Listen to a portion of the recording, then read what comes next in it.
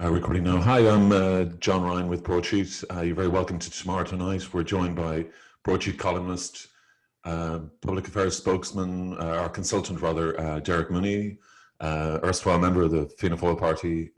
Good evening, Derek. Hello, how are you? Are you well? Very well. Not erstwhile, former, but whoever. Former, yeah. Well, we discussed it last week. Definitely former. Anyway, estranged, is that? That's maybe that's a better one. Yes. Estranged. Very estranged. Will we go straight into the papers, Derek? Yep, no problem at all. Yep. Okay. I know you haven't had too much of a chance to have a look at them, but no problem at all. No. I was looking at the Examiner in particular. I think that's the first one up, is it? It is, yeah. Just to say that we're going to have a look at your column later, if that's okay. Yeah, no problem at all. Yep. Great. There's you don't often see in Irish papers a kind of a front page editorial or a front page commentary from one of their political spokesperson or their political editor. But there's a very good piece there by Daniel McConnell about the vaccine program, about nobody being in charge, as in there's no minister taking over our responsibility for this, and this being an ongoing problem with the health services. So it's just unusual to see it. Daniel's had a couple of really good pieces in the last few weeks and has not pulled his punches in any of them in terms of pointing the finger and laying the blame where it should. And I think it's an extremely strong piece by Daniel. So is he pro NEFIT? No, it's not. It's not pro. This is more about the vaccine, the rest of it, and it's more about just people taking political responsibility. And right across the health services, actually, people taking responsibility. It's not. I wouldn't say I'm pro or anti-NEFIT, and this one, the NEFIT doesn't even get a mention, which is unusual in terms of the vaccination program. NEFIT seems to say, "Well, look, this has nothing to do with us. Yeah, we're just here to lock people down. We're not here to." Yeah, to start giving them jabs in the arm, which just strikes me as a strange approach to public health, but I'll not go into that in any detail. But it comes in again in a very strong piece again from Niamh Griffin, Jess Casey, Paul Hosford and Lucy, which is anger over access to vaccine. And it's a theme that goes across all the papers, but I think the Examiner has been particularly strong on it. Yeah. Which is just these... There's no doubt in my mind, which is something I went in the article today, that the vaccine has been rolled out faster than it was a week ago or 2 weeks ago. But I think we're still a long way off the levels it needs to be going out there. And I think they're going to lose the audience on this. They're going to lose the dressing room on this one, unless the government gets a serious grasp on it very, very quickly. The favoritism thing and the giving the jabs to friends and well, again, which is look, that never sounds right and never sounds good, etc. So but. Look, what went on the Coombe shouldn't have happened. But there again, what the Rotunda did the same thing, which is they had spare vaccines and said, listen, let's get it out there. Let's get it into people. Far preferable that they get it into somebody's arm than they throw it down the sink. And it only had a couple of hours more left, or had to be used up within that period. Yeah. It seems that the Rotunda had a better protocol in place, which is to get it out there, where the Coombe just looked around the room and said, well, who wants one? Right. And now there's... But I mean, there's protocol that this thing... This should have been in place a long time ago, etc. It also appears that there's no real. This again, I think Daniel might touch on it there, and the rest of the brothers have, which is about the database and in terms of how this has been monitored, what numbers are they using? They're using PPS numbers to identify people on it, etc. How are they just keeping a track on who's getting it? This is a massive program. The HSE has known about this for months. What happened to the app, Derek? The app, well, what's happened is the app has stayed as it is, and it basically seems to be just NEFIT's app, but it still just gives daily figures on testing and on caseloads, etc. And it's a very good app, by the way. I think there's lots of really good detail in it, and I think it is kind of people can see what's going on. I would have thought that's the place you put the vaccine data. If you look at, there's a kind of, I don't know what they call the thing properly, it's a kind of a central data hub, which is on the web, and I assume that's what informs the app. But that hasn't been updated on the number of vaccinations since it went up last Wednesday. And it's just one number, which is the total number of people vaccinated, 77,000. That's the figure they put up there on the 13th. I checked it literally before we came online, and it's still the same number. It hasn't been updated since. But that's the only figure it gives. It doesn't give you whether that happened over a week, 10 days, 2 weeks, 3 months, whatever. There's no more data than that. And I just... If the vaccine program is as big an element in defeating COVID as the suppression program, as the lockdown program, and it needs to have more information in it, it needs to have more buy-in terms of people, and the way you do that, you reassure them and you show them that we're getting the numbers done. there were graphs been put around last week that said, "Oh, we're the best in Europe." Yeah, If you look at it in a very short little window, yes, we are. We're the most improved. That doesn't make us the best. yeah. I mean, and then we were the worst at something else, weren't we? We were the worst. Well, no, Number. we've got the highest infection rate. We've got the highest spread rate since December. Yeah, Like we've just spiked. I mean, just in terms of the exponential growth. Okay, that seems to be getting under control, but we're still a couple. I mean, the numbers are dropping, but they're dropping a couple of hundred, maybe 1,000 every few days. okay. Anything else on this Gardy Tackle Road bowling event of 50 Yeah, people? it isn't. I think that comes from the Garda Commissioner's interview on RTE tonight and the briefing they've been giving about the cases they've been taking. There's a whole range of them, like we heard last week about the people coming up from Meath to Ringsend to a chipper. Now, I mean, I know there's only very fine chippers in Ringsend and around the inner city, etc. But I don't think you travel 50, 60 kilometers to get to one. And there's a few, I think there's a couple of newspapers, there are a few stories around the newspapers today and tomorrow about looking at these caseloads. But I mean, this one, the kind of a road bowling competition in Cork or whatever it was, where 50 of them gathered together. Again, which is, we're telling ourselves that we're very compliant, but we're not. And a lot of people are saying, yeah, I follow the rules, like kind of most of them, but not all of them. We give ourselves our exemptions. And Derek, the vast majority of people are obeying rules that seem completely arbitrary. And most people are not going to bowling events. Most people are just doing what they're... No, the vast majority of people, but people were visiting houses at Christmas. People were going and visiting relatives.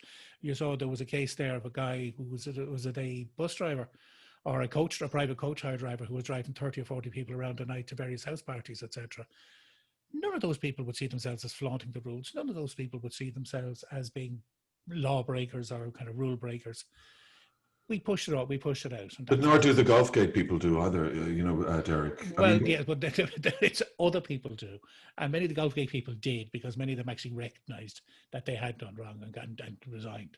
Derek, the thing about the thing about Golfgate is that here we have mainly men, who are not courageous guys by any stretch of the imagination. I won't say moral cowards in their lives, but they're not known for their courage, and here they are risking their lives to attend a golf event. It's very, I mean, that's bravery. Look, the thing with this, I get the facetiousness there. No, but I mean, if they believe the gravity of this virus, if they believe, well, no, and that was the whole point about Golfgate, which is like they were trying to fool themselves. Look, we're not 50, we're keeping to a room, but it's 50 people in 2 different rooms or whatever the number was at the time, and it was just clearly a blatant rule.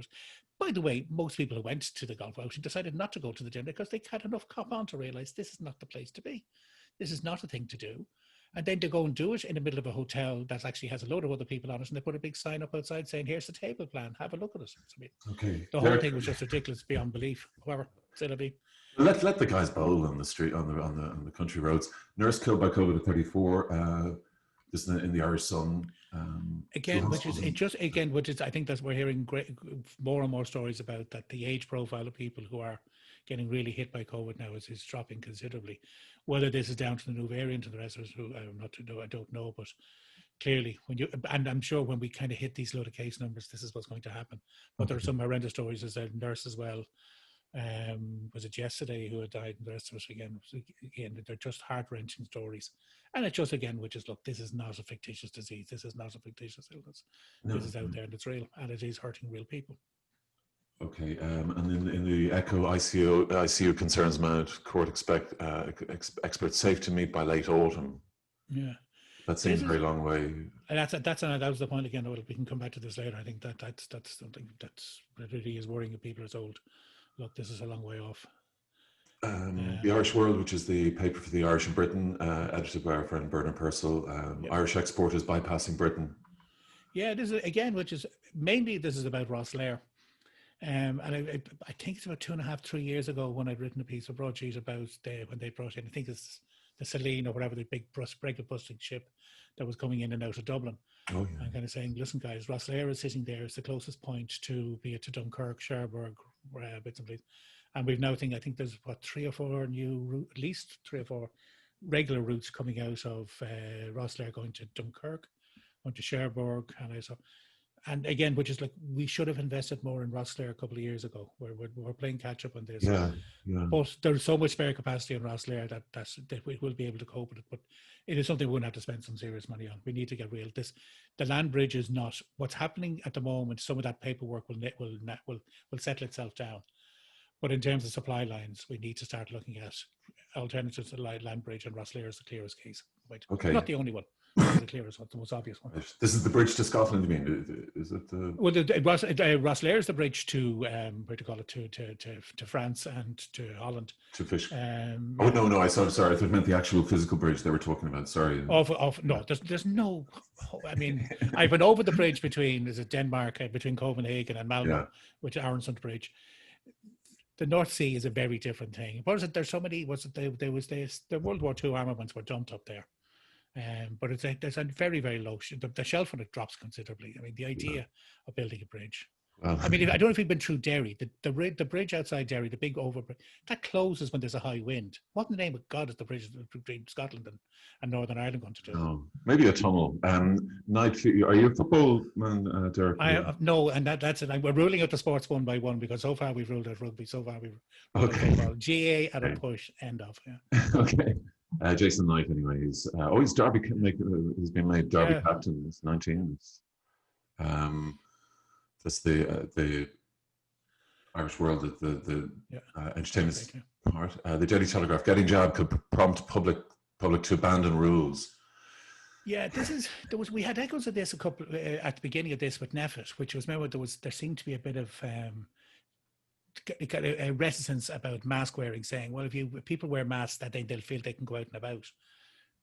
That seems to be an element there as well. And I'm sure it'll not be long before we hear the same thing here, which is, well, we need to stay in lockdown. Even if you're vaccinated, you need to stay in lockdown, etc. So this public health advice needs to be watched. Well, I think if the impression is given that everybody is, as you say, breaking the rules, Derek, but and there's not saying everyone's breaking the rules. I think people are perceiving what they're doing themselves as being within the rules. Strictly speaking, it's not.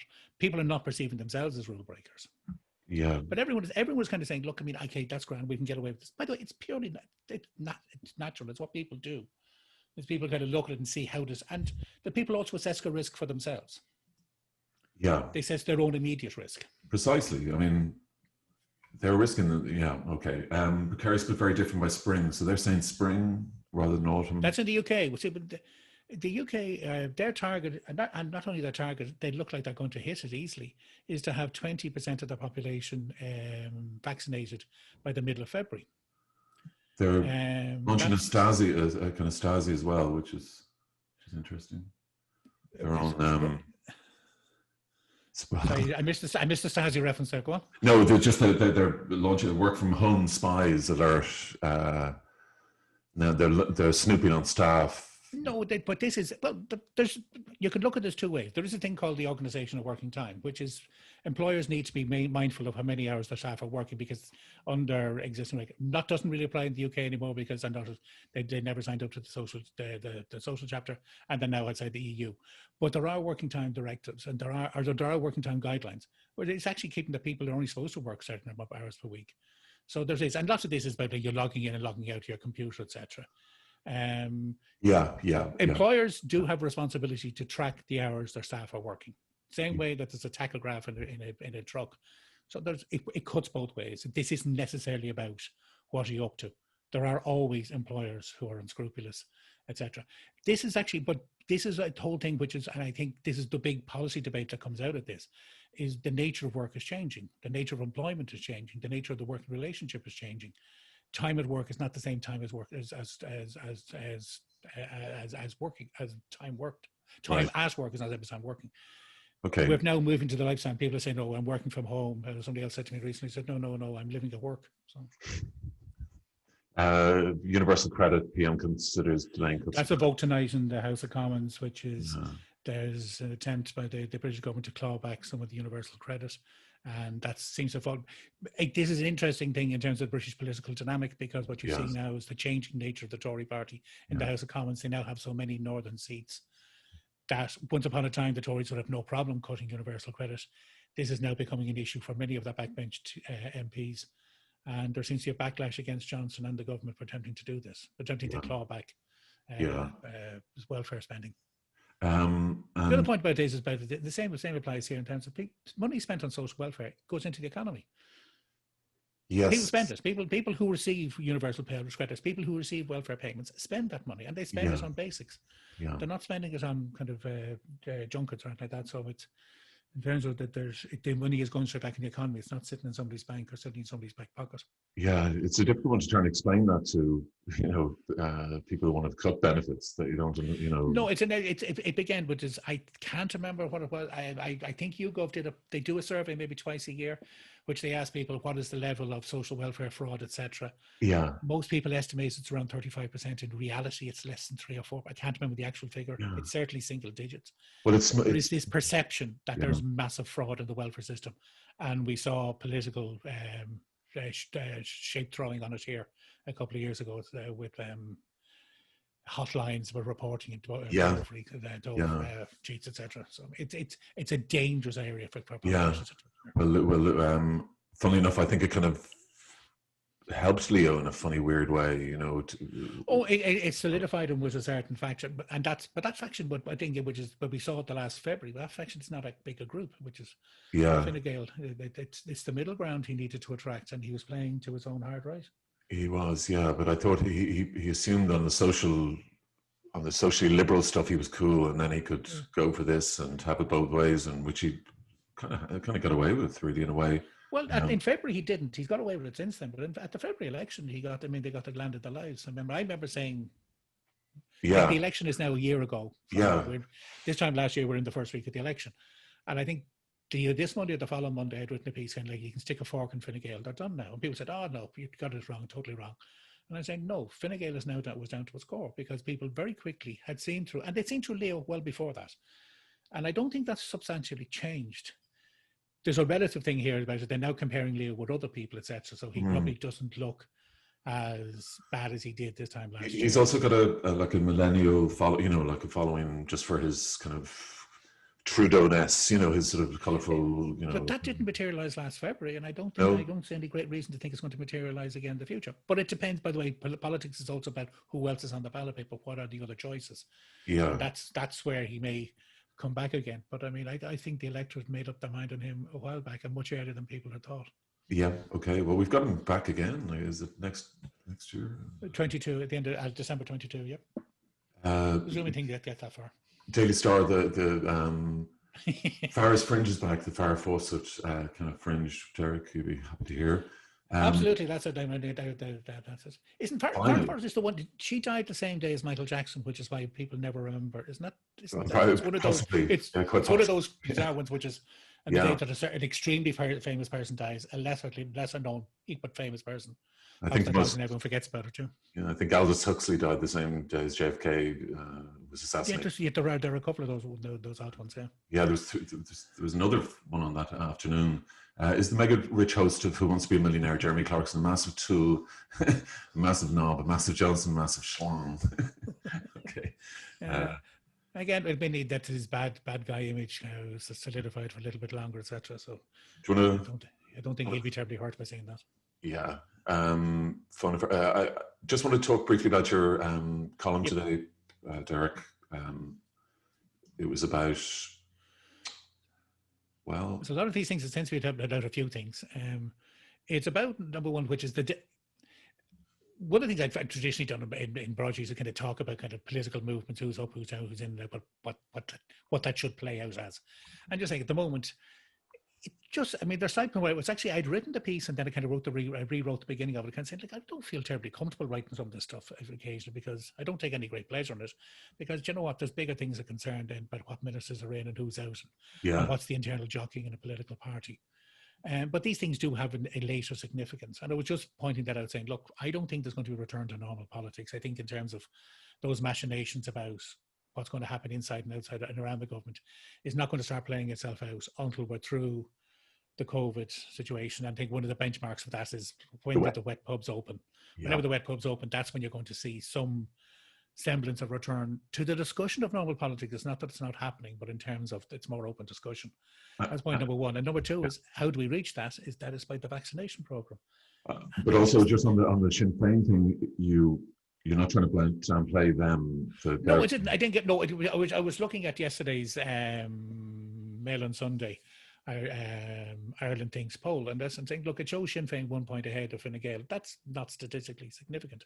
It's a third poll in a row that has had them just ahead of Fine Gael. There's one poll that had them maybe 6 points ahead, 5 or 6 points ahead of them, but maybe that's an outlier. We'll know in a couple of weeks' time whether it's an outlier or not. But for the sense of purpose, Fine Gael and Sinn Féin are neck and neck. So that's it. I'm just saying, listen, guys, listen. Every so often when I do something like that, people in Sinn Féin, be it on the below the comment line or whatever, or in Twitter, have a meltdown that I'm having to go to Sinn Féin. No, I usually do. This case, I'm just not having a particular go. And I'm just saying, yep, totally recognise where they are. It's the rest of it. Where does the rest of it fall out? And while the government is losing support, going from about 54% combined last October, November to around 46% in this poll, which is the first time it's been that low. Again, 2 or 3 more polls, we'll see if that's real. Where's that going to? Some of it's going to Sinn Féin, but it's kind of dispersing around the place. But the opposition isn't a body. Their opposition isn't an alternative. Yeah. And that's what I'm saying. Like, let's not read too much into it. But the government has problems, and the weak element of this government is Fianna Fáil. And the weak element of Fianna Fáil is their leader. In your view, what about Donnelly? And I've been saying that for over a year, for nearly not a year, and I've been saying that certainly for 6-9 months. Yeah. What about Donnelly? What is the faction in Fianna Fáil who's unhappy with Micheál Martin saying? It's not that there's a faction unhappy. I think there's a far wider. I mean. Okay. Look, one of the reasons I parted company with Fianna Fáil was over the programme for government. I opposed the programme for government. No, fair enough, it was passed 3-1. No big deal about that. That's grand. It's not that. But just saying, look, I can't attack this the way I want to from inside. I need to get outside to properly have a go at it.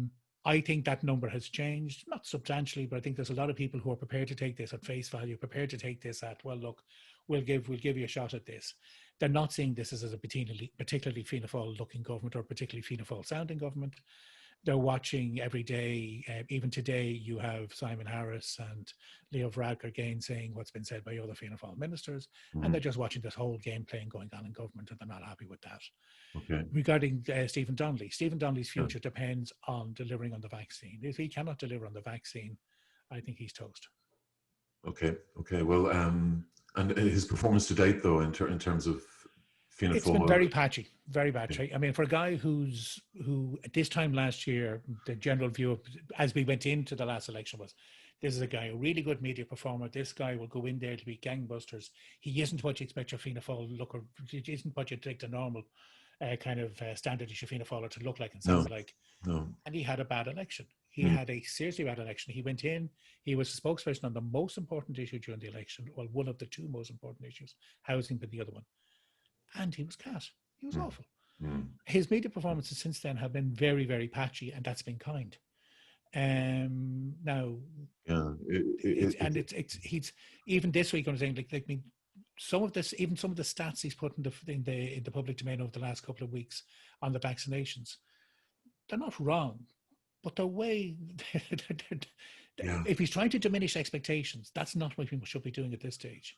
Yeah, he seemed more polished like a few years ago. But again, which is the difference, which is it's very easy to look good in opposition. It's very difficult to look good in government because you now have to answer. Stephen's has been to ask really good questions. Yeah. Well, you know what? He's got to start asking some of those questions for himself and coming up with the answers before he goes into doing an interview. Yeah, I suppose it's the George Lee kind of syndrome, I guess. Derek, it's a great pleasure. Thank you so much for joining us tonight. No, and your column's there today, and it's. It'll be on the site all week. Thank you very much, Derek. No problem at all. Thank you. Thank you for joining us. Thanks so much.